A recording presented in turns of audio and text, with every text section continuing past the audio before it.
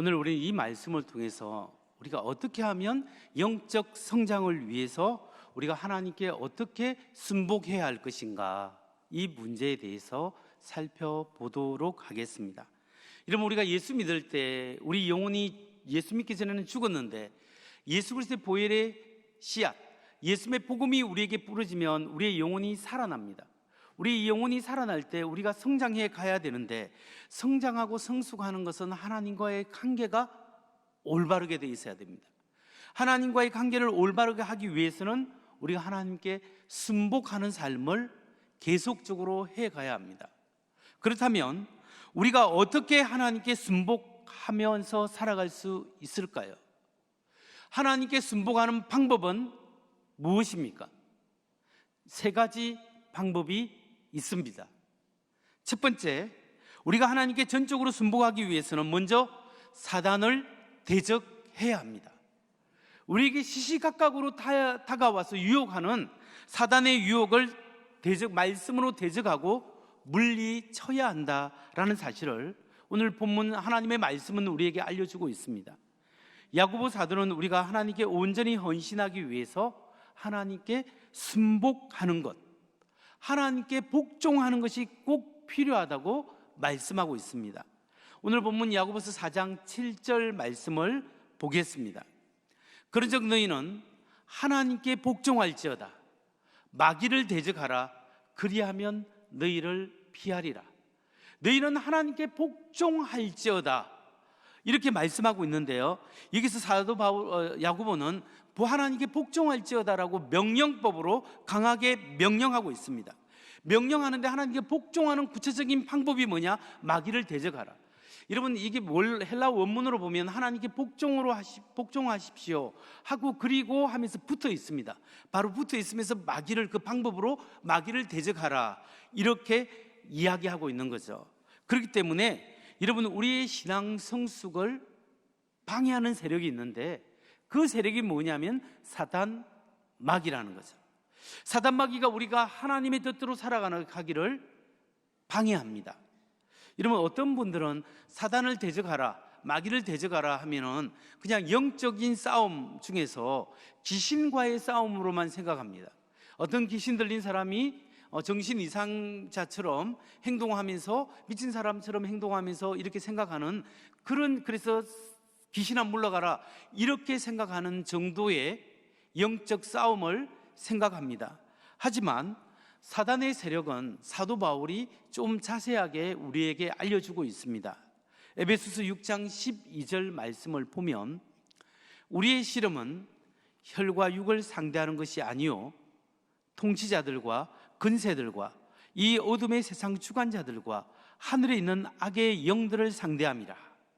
여기서 우리의 씨름은 혈과 육을 상대하는 것이 아니라 통치자들, 권세자들, 세상 주관자들, 하늘에 있는 악한 영들이 뭐냐면 사단의 세력을 이야기하고 있습니다. 이 공중 권세 잡은 자들, 이 사단의 세력을 이야기하는데, 이거 우리의 영적 싸움은 단순히 귀신과의 싸움이 아니라 영적인 전쟁이 있다는 것을 우리가 인식해야 합니다. 어둠의 세력, 사단의 세력들이 오늘 우리를 유혹하고 있다는 것을 우리가 생각해야 되는데, 그러면 이 영적 전쟁이 오늘날 어떻게 일어나고 있을까요? 우리 실생활 속에서 영적인 싸움은 정신적 싸움, 세계관의 싸움, 사상적 싸움으로 오늘날 우리에게 다가오고 있다는 것을 우리가 인식해야 합니다. 단순히 귀신아 물러가라 이 정도가 아니라 오늘 사단 마귀가 우리를 유혹할 때 이 세상의 문화로 우리를 유혹하고 하나님의 말씀을 대적하는 세상적 지식과 이 반기독교적인 사상을 가지고 자연스럽게 우리에게 들어와서 하나님의 말씀을 반대하는 그런 세력이, 그런 사상이 자연스럽게 우리 문화 속에서 자리 잡고 우리가 그걸 받아들일 수 있도록 유혹하고 있다는 겁니다. 여러분, 그렇기 때문에 영적 싸움은 우리의 실생활에서 실제적인 싸움이에요. 우리가 사단이 우리를 공격할 때 여러분 무엇으로부터 공격을 많이 할까요? 우리 질병으로 공격할까요? 사단은 우리를 공격할 때 우리의 생각으로부터 공격하는 거예요. 우리의 생각 속에 나쁜 생각을 들고, 미워하는 생각을 들고, 부정적인 생각을 들고, 그리고 실망하는 생각을 먼저 줍니다. 뿐만 아니라 우리의 생각 속에 하나님과 반하는 세상적 문화 가치관을 기중히 여기도록 우리를 유혹하는 거죠. 예를 들면 이 세상에서 가장 중요한 것은 무엇인가? 먹고 사는 문제, 물질이다. 뭐니 해도 돈을 많이 벌고 성공하고 내가 뭔가 세상에서 경제적으로 뭔가 물질적으로 사회 위치적으로 이루어야 성공했다라고 생각합니다. 그래서 그런 가치관 때문에 금전적인 손실이 오면 굉장히 실망하고 어떤 경우는 극단적으로 생각하는 경우도 있습니다. 여러분, 이 세상은 자연주의 세계관에 의해서 이 세상에서 자아를 실현하는 것이 가장 중요하고 뭘 하든지 간에 어떻게 살든지 간에 성공하고 성취하고 남에게 피해 안 주고 내가 하고 싶은 것 마음껏 하면서 살아가는 것이 가장 좋은 가치관이다, 이렇게 우리에게 다가오는 겁니다. 그런데 이게 놓치는 것이 무엇일까요? 아무리 그 인생이 자기를 실현하고 인생이 성공하고 행복하게 된다고 할지라도 거기에 하나님이 없다라는 거예요. 자기의 성공 속에 하나님과 전혀 상관이 없을 때 이거는 하나님의 생각이 아니고 하나님의 문화가 아니라 세상적인 문화요, 세상적인 가치관이 되어진다는 거죠. 다른 예를 들어볼까요? 물질적인 가치관뿐만 아니라 동성애도 마찬가지입니다. 여러분, 동성애는 성경적으로 하나님이 죄라고 이야기합니다. 여러분, 하나님이 남자와 여자를 만드셨고 남자와 여자가 부모를 떠나 결합하여 한 가정을 이루어서 자녀를 번성해 나가고 생육하고 번성하는 것이 하나님의 뜻이고 이게 자연적인 이치예요. 그래서 성경은 구약이나 신약이나 동성애는 죄다, 그렇게 살면 안 된다고 우리에게 말씀하시는 거예요. 하나님의 말씀이 기준이에요. 그런데 제가 이렇게 말하면 요즘 젊은 청년들은 목사님, 동성애가 죄라고 바로 말하는 것은 혐오 발언입니다. 혐오하는 거 아닙니까? 이렇게 이야기하는 겁니다. 여러분, 기준이 어디냐면 우리가 혐오하는 것이 아니라 성경은 기준을 이야기하는 거예요. 성경 하나님은 어제나 오늘이나 내일이나 불변하기 때문에 하나님이 도덕의 기준이에요. 이 세상의 기독교 가치관, 성경 하나님 빼고 노메티브 에틱이라고 구범적인 도덕이 어디에 있어요? 절대로 옳은 도덕이 어디에 있어요? 하나님 빼고, 하나님의 말씀 빼고 다 상대적이에요. 근데 하나님의 말씀은 어제나 오늘이나 내일이나 진리예요. 이 진리의 말씀이 오늘 우리에게 진리의 말씀을 이야기하는 거예요. 여러분, 그렇기 때문에 죄를 죄라고 말씀하고 있는 겁니다. 그런데 우리가 오해하지 말아야 될 것은 하나님은 죄인은 사랑하세요. 죄는 미워하십니다. 여러분의 자녀가 아무리 나쁜 짓을 해도 이놈의 자식이 왜 이러느냐 하면서 안타깝게 하더라도 그 아이를 안타까워 사랑하는 마음이 내 속에 있잖아요. 그렇지만 죄에 대한 책임은 얘가 져야 되지만 하나님이 마찬가지로 우리 죄인을 사랑하세요. 그러나 하나님은 죄는 미워하신답니다. 그럼 동성애자가 교회에 와도 됩니까? 안 됩니까? 되죠. 교회에 와야 되죠. 교회에 와서 씨름해야 됩니다. 하나님 말씀 앞에 씨름해야 됩니다. 여러분, 동성애만 죄입니까? 다른 모든 것도 죄가 얼마나 많습니까? 이런 마음으로 얼마나 남을 살인했습니까? 남을 미워하고 질투하고 어떤 때는 속이고 남의 마음을 아프게 하고 하나님보다 다른 것을 더 사랑해서 우상을 섬기고 우리 모두는 망가져서 주님 앞에 나와서 지금 죄악 가운데 씨름을 하는 사람이에요. 씨름을 하지만 죄는 죄라고 해야 됩니다. 그래야 우리가 회개하고 돌이킬 수 있는 기회가 주어지는 거예요. 근데 죄를 죄라고 하지 않으면 회개하고 돌이킬 수 있는 기회마저 없어지는 거예요. 하나님은 죄인을 사랑하시고 하나님이 기준이 명확한 거예요. 그런데 오늘날 이 세상 문화가 인권이라는 이름으로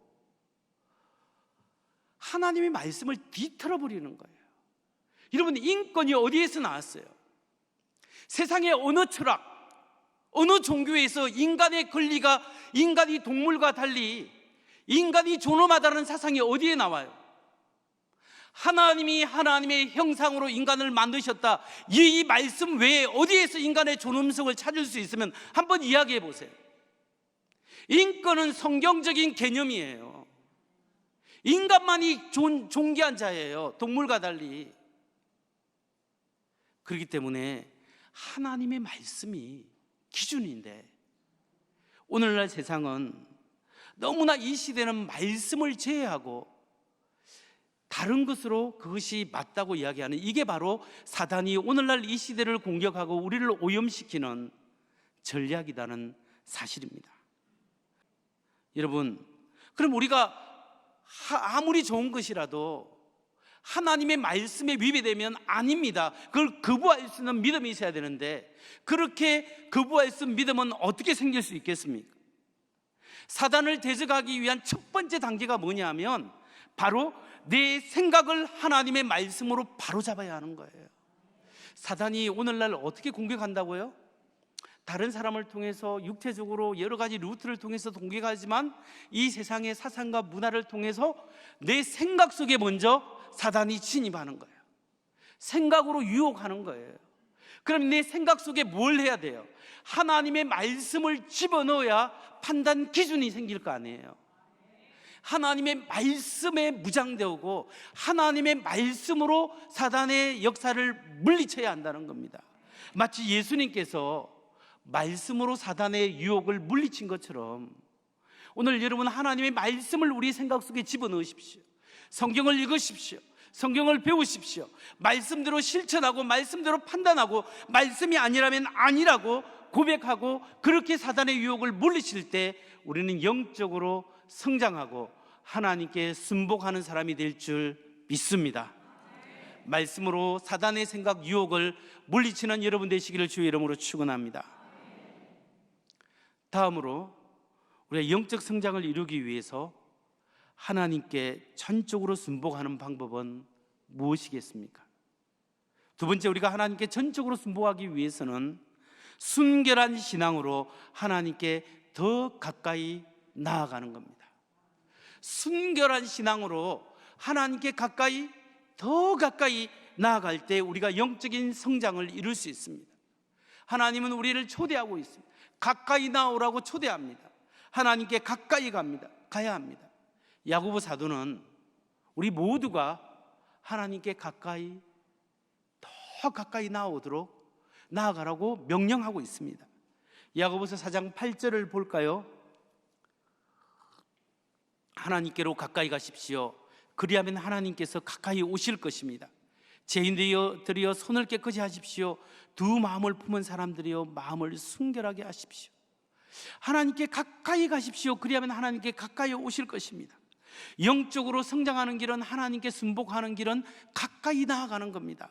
하나님 앞에 더 가까이 나갈 때 하나님이 우리에게 정말로 우리 안에 다가오시고 우리를 안아주시는 거예요. 저는 목회하면서 참 실험하는 어느 성도가 은혜 받고 주님의 은혜의 문으로 안으로 들어오는 것을 보게 됩니다. 너무 기쁩니다. 그래, 드디어 이 사람이 변화되고 하나님 말씀으로 변화되는구나. 잠시 다른 거 생각하고 한번 보면은 이분이 은혜의 문으로 들어온 것 같으나 또 금방 나가버립니다. 너무나 안타까워요. 하나님의 문 안으로, 은혜의 문 안으로 들어와야 한다는 거죠. 근데 어떤 분은 하나님의 은혜로 하나님께 가까이 나아오고 싶어도 나아오지 못하는 분들이 있습니다. 나는 하나님께 가까이 나아가고 싶은데 왠지 모르게 부담이 있어요. 나는 하나님께 가까이 다가가고 싶은데 내 마음속에 두려움이 있습니다. 왜 이분들은 하나님께 더 가까이 나가고 싶은데 잘 나아가지 못하는 이유가 뭔지 아십니까? 그 이유는 마음이 순결하지 않기 때문입니다. 죄가 있기 때문입니다. 죄악이 있고 마음이 순결하지 않기 때문에 그렇습니다. 여러분, 왜 마음이 순결하지 않을까요? 죄인데 두 마음을 품었기 때문에 그렇습니다. 두 마음을 품은 죄악 때문에. 여러분, 두 마음을 품은 것을 회개해야 합니다. 여러분, 우리가 하나님 앞에 정말 순전한 마음으로 나아가야 되는데 야고보서 4장 8절 말씀을 한번 보십시오. 하나님께 가까이 가십시오. 그리하면 하나님께서 가까이 오실 것입니다. 죄인들이여 손을 깨끗이 하십시오. 두 마음을 품은 사람들이여 마음을 순결하게 하십시오. 죄인들이여 손을 깨끗이 하라. 두 마음을 품은 사람들이여 마음을 순결하게 하십시오. 여기서 두 마음을 품었다라는 말이 무슨 말일까요? 두 마음을 품었다는 것은 우리가 예수 믿으면, 전에는 내 마음대로 살았지만 이제는 예수 믿으면 하나님이 나의 인생의 주인입니다. 하나님이 나의 모든 것이고 나는 예수로 죽고 예수로 사는 사람입니다. 나는 죽고 주가 사는 사람이 예수 믿는 사람들이에요. 그런데 아직도 내 안에 내가 죽지 않고 내가 한 마음은 세상에, 한 마음은 하나님께 두어서 마음이 나눠져 있고 하나님께 최우선순위를 두지 못한 상태가 두 마음을 품은 상태예요. 그래서 한 다리는 세상에, 한 다리는 하나님께, 그 안에서 왔다 갔다 내가 필요할 때마다 기쁨을 찾는 거예요. 때로는 교회 와서 평안함과 기쁨을 얻고, 때로는 세상에서 만족과 기쁨을 추구하는 양다리 걸친 신앙 상태, 이게 순결하지 않다고 말씀하시는 겁니다. 여러분, 우리 그리스도인은 세상과 하나님을 겸하여 섬기는 사람이 아닙니다. 우리 그리스도인들은 하나님께 온전히 헌신, 우리가 하나님께 온전히 헌신하지 못하고 하나님께 온전한 친밀함을 경험하지 못하는 이유가 있어요. 그 이유가 뭐냐면 하나님보다 내 관심사가 더 중요한 거예요. 하나님도 중요하지만 내가 하고 있는 것, 내 관심, 내가 이루고자 하는 목표와 꿈이 더 중요하다는 거예요. 어쩌면 하나님보다 내가 하고 싶은 것이 훨씬 중요하고 좋아 보이는 것이기 때문에 우리 마음이 나눠져 있는 거예요. 이런 사람들은 결코 하나님의 은혜를 온전히 누릴 수 없습니다. 양다리 걸친 사람은 마태복음이 우리에게 이야기하잖아요. There is no neutral position. 중립지대가 없다. 한 다리는 하나님께, 한 다리는 세상에 두고 왔다 갔다 하는 사람은 결국 예수를 십자가에 못 박으소서 군종이 되어지는 거예요. 하나님의 은혜 가운데 떠나버리게 되는 거죠. 내 삶에서 하나님이 나의 모든 것에 모든 것 되지 못한, 가장 소중한 분으로 고백되지 못한 이 제약, 이것이 제약이고 이것이 두 마음을 품은 거예요. 이걸 회개하고 내려놓고 주님이 제일 귀중한 분입니다. 하나님 앞에 나아갑니다. 주님 앞에 온전히 더 가까이 나아갑니다. 고백할 때 하나님이 여러분을 귀하게 여겨주세요. 하나님이 여러분을 존귀하게 여겨주시는 거예요. 하나님이 여러분을 알아봐 주시는 거예요. 하나님 앞에 가까이 안기는 것이 축복입니다. 인간이 누릴 수 있는 가장 큰 축복이에요. 지금까지 우리는 영적으로 성장하기 위해서 하나님께 순복해야 하는데 두 가지 방법을 알았습니다. 사단이 우리를 유혹할 때 말씀으로 사단을 대적해야 한다. 그래야 우리가 영적으로 성장해 가고 순복할 수 있다. 두 번째는 순결하지 못한 두 마음, 한 마음은 세상에, 한 마음은 하나님께 둔 이 제약을 회개하고 하나님만이 가장 존귀한 자, 나를 귀하게 여기는 주님 앞에 온전히 드려지기를 원합니다. 이 고백이 있을 때 순복할 수 있다는 사실을 알아봤습니다. 이제 마지막으로 우리가 영적 성장을 이루기 위해서 하나님께 전적으로 순복하는 방법은 무엇일까요? 세 번째, 우리가 전적으로 하나님께 순복하기 위해서는 우리의 생활 속에서 있는 작은 제약이라도 또 하나님께 대한 불순종을 회개해야 합니다. 하나님 앞에 나의 제약을 고백하고 통회하고 자복하는 시간을 가질 때 우리는 하나님의 말씀에 순복하고 하나님께 더 가까이 나아가고 온전한 하나님의 사람, 그러니까 하나님 앞에 회개하는 시간이 정말 중요해요.